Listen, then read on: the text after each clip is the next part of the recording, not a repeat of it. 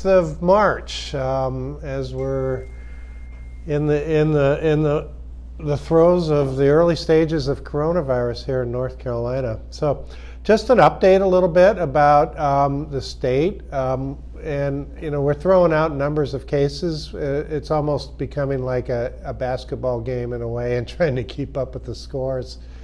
There's about 670 cases now in North Carolina that have been confirmed and diagnosed by testing. And we've talked about how that number in real life is probably much higher than that, because not everyone gets tested nor should get tested. But I will say that a third of the cases so far diagnosed in North Carolina have been in the Charlotte-Mecklenburg area. And if you look at their curves of increase, that's still where it's the greatest. And that is where the largest numbers of hospitalization and ICU cases. And now, since the last time I talked to you Tuesday, our first death here in North Carolina in Cabarrus County. We here in the Triad are lagging behind. I'm hoping we're not going to win this basketball game of case numbers, but so there's about 24 confirmed now as of this morning's numbers from the state, and Guilford County 16 here in Forsyth. A vast majority of all of these are in people at home who are doing very well and good. Since the last time we talked on Tuesday, we have had some hospitalizations in our region here in the Triad and also in the Piedmont. The numbers are pretty small, particularly compared to Charlotte. And it's not just limited to any one location. So I'll say the Northwest Piedmont, a handful of cases have been hospitalized. Again, the vast majority of these are doing great. A lot of them have already gone home with home isolation. So as I mentioned on Tuesday, and I'm going to mention it again today, this is not surprising. We are going to have more cases, both because of testing people and having the lag of a test that takes 6 to 7 days to come back becoming positive, but also because we're having more cases. So I think that nationwide, by far and away, New York is going to have the most trouble, and I'm afraid that New York might end up, hopefully not, but might end up with some of the same struggles that Italy has had in some of their towns up north. Now, good news, mentioning Italy. So I was looking at the epicurves from some of the towns in northern Italy that were first described to be having outbreaks and epidemics of this virus in their towns. And there's 4 or 5 of them. They're sort of northern hill towns. And if you look at the case counts in these towns, they have now plateaued. And that's about going into 3 to 4 weeks of them having high numbers of cases. The other areas in Italy that weren't affected as early as the hill towns are still climbing some. So we can watch that, and we can watch what's happening in Italy, and maybe we can use that to help predict how long a community might have to go through their epidemic of COVID-19. Because of course, a huge epidemic is nothing more than a bunch of small community epidemics put together. So a little bit of hope. Maybe it's about a month of worst case scenario. Here in our region, I think we're just starting to climb the hill. We have a lot of hill yet to climb before we peak and go over. I know there's a lot of hope that maybe all of this will be behind us and we can get back to normal by Easter. And I would hope, one can always hope, and I'll take it if it happens, but I think that's probably a little bit optimistic and ambitious. And I would think we're going to be dealing with this in our area here into May. So the other big news of the week is shelter in place. So Mecklenburg was and Charlotte area were the first ones to shelter in place and have their shelter in place orders come out. And then the Raleigh-Durham area and Wake County and such next. And now here in the Triad, so Winston-Salem, in Clemens, and then I think in Guilford and High Point, Greensboro and High Point. The counties are meeting in the next 24 to 48 hours to consider what they're going to do about this as well. So it's been kind of it seems a little odd to me to be doing this community by community, to tell you the truth. I think the best approach would be to do it as a large region or the entire state together at one time, but they're having to weigh economic concerns and business concerns.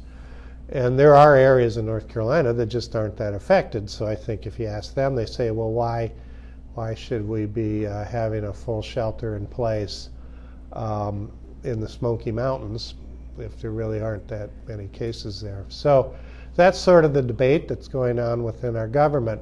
And as we talked about Tuesday, though, you don't need a shelter-in-place order to shelter in place. So right now in Forsyth County, if you're in Winston-Salem or Clemens, you are supposed to shelter in place. But if you're in Louisville, you're not. It doesn't make a lot of sense to me.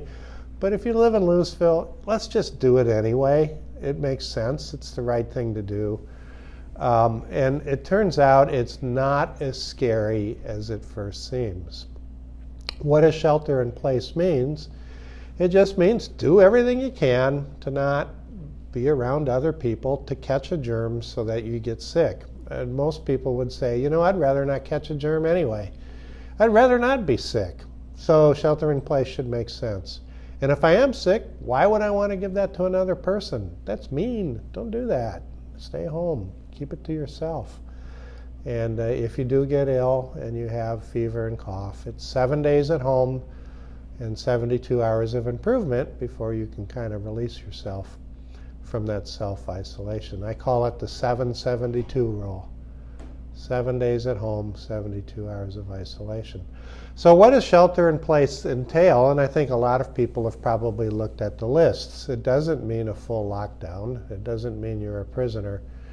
It means that things that you have to do, go ahead and do. You need groceries, go to the grocery store.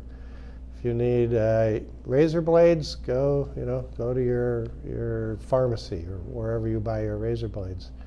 If your doggy needs medicine or your doggy needs food, you can still go to the pet store and get your dog's food, or you can get dog medicine, pet medicine. We want to take care of our pets. They're part of our families.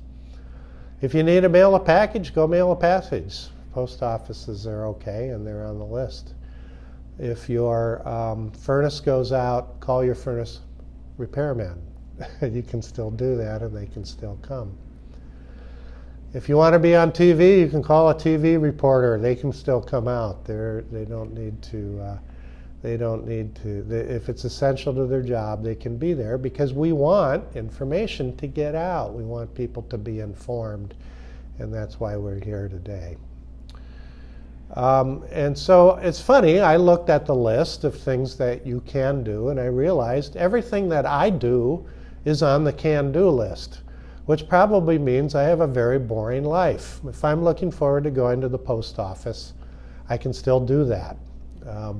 But it's a lot of the things that are restricted are things that are in the world of recreation, gyms, movie theaters, places where people get together in close proximity, hair salons and things like that. So it's just a lot of common sense. And if you need to visit your neighbor to help take care of them, do it. But if you're going to have a neighborhood party, let's put that off until the summer when it's more fun to party anyway. So that's what shelter in place is. I mean, initially when you hear the word shelter in place sounds scary. Oh my God, I don't have to shelter in place. But what we want people is to be smart about their travel, be smart about how they're getting together with each other, do the essential things, and not do the non-essential things. So we'll see if any more areas bring up shelter in place for us through the state or individual counties. I suspect there'll be more coming on board with that. I just wanted to re-emphasize something about people who are feeling sick. Do I need to go to the doctor? If you have flu-like symptoms, fever and a cough, and it really is not severe, which means you're not having extreme shortness of breath, and that you can still go about some of your daily activities, and that you're not confined to bed, you're not confused, things like that, you can stay home and you can have your flu-like symptoms at home. If you have a lot of other medical problems or you're at the extreme of age and you get the flu, give your doctor a call and talk it over with them and see if you should be evaluated. It doesn't necessarily mean tested, but it means evaluated. And most of the medical centers in the region have ways of doing that. Now for Wake Forest Baptist Health, we have the 33670 COVID line where you can talk with the triage nurse and have an appointment if you think it's needed. And where there are centers now, and I would say most of the communities throughout the Piedmont and Triad area now where you can go to be evaluated if you need to be. And again, it's people who have a lot of other medical problems, people who are older, and people who might have more severe symptoms. If you think you just got the flu like you normally do, okay to stay home. And you don't need to be tested. Right now we're still concentrating testing on people who needed to be admitted to the hospital and for some of our healthcare workers and for our most vulnerable patients. Some may be in nursing homes or things. So with that, I think I'll just open it up for questions.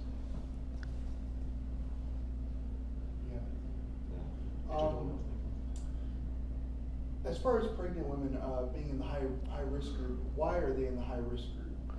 Well, pregnant women technically aren't in a high risk group because of COVID. Pregnant women are considered at higher risk for any kind of respiratory virus, and actually the one still to date that we know most about as being a problem for pregnant women is the flu, influenza. COVID-19 specifically doesn't seem to be any more risk than any other respiratory viral infection. I mean, we're still acquiring data, we're still looking, but from what we know so far, that's the case. The other group that's been charmed, and we've mentioned before, are children. If you look at the numbers from California and Washington State and Seattle, kids just aren't getting this. It's only like 2 to 5% of their tested population, and so that's good. Sick children are something we want to avoid. Other questions? Are there any potential lasting effects to the newborns if the mom contracts it? So if the mom contracts it, what about newborns? So far, it does not look like the virus is transmitted from mom to the newborn. There may be a transmission that could occur from a mom who is in the middle of having the infection at the time of birth that could occur after the birth. So, you know how we take babies after birth and put them on the mom's chest to get bonding and stuff. That maybe happen, but directly from mom through the blood into the uterus into the baby. So far, we have not seen that. Well, a couple of questions about handling mail, or anything on how the virus can live on it. Handling mail. So while the virus can live on cardboard for maybe up to 24 hours, or on mail, maybe paper-like for up to 24 hours, I think the absolute risk is going to be extremely low for mail or packages for lots of reasons, and I don't really think it's a concern. We have no information from outbreaks or other instances where mail or a package might have transmitted it. So Amazon or any other mail order thing, thumbs up. Then I have another question about how long the virus can remain on metal. So the virus can remain on metal for longer, 24 to 72 hours, but it depends a lot on the conditions. So conditions of higher humidity and higher temperatures, it doesn't last on the metal as long. And if you run a Clorox wipe over it or Lysol or any other disinfectant, it's gone. And we also, even though we can find it on those surfaces for 24 to, and at the longest, 72 hours, we don't have information that actually says that that virus on that surface may be capable of causing infection. It's plausible, it could. So if you're rubbing your hands off, if you're one of these people who loves to run your hand on the handrail on the escalator at the airport, not a good idea. But we don't think that just it being on a surface like on this table could be airborne and spread to you. You're going to have a high touch factor on that table and then touch your face or something like that. And speaking about cleaning products, are you able to speak to any at all? People are trying to make homemade remedies, like what will and won't kill the virus, what's dangerous to use. Can you speak to that at all? So what's homemade remedies for the virus? Well, Like cleaning products. right, yeah. To kill things on surfaces, really just the standard household disinfectants are fine. Alcohol-based, ammonium-based, products like Lysol, things like that. You don't want to be putting those products obviously on you or in you, so don't drink them. That's poison. Don't put them on your body. But for surfaces, a Clorox wipe and things like that, bleach, 10% bleach solution, all that stuff will kill it. As far as home remedies, like to make you feel better or to get over this or prevent this, all of the usual things you would do for the flu are fine. Some people like chicken soup. Personally, I like minestrone, but it's good nutrition, good hydration, keep the fluids up, and a well-balanced meal. Most people who are ill with flu or COVID-19 or whatever virus don't feel like eating a lot, but you still need to try to get something and eat something so you have some nutrition through it all. How important is diet, like nutrition and exercise and helping to boost the immune system? Well, nutrition and diet and exercise are good ideas. They're good ideas when COVID-19's around, when it's not around. And the better your body is and the healthier your body is, the better it is at fighting infection. For any infection.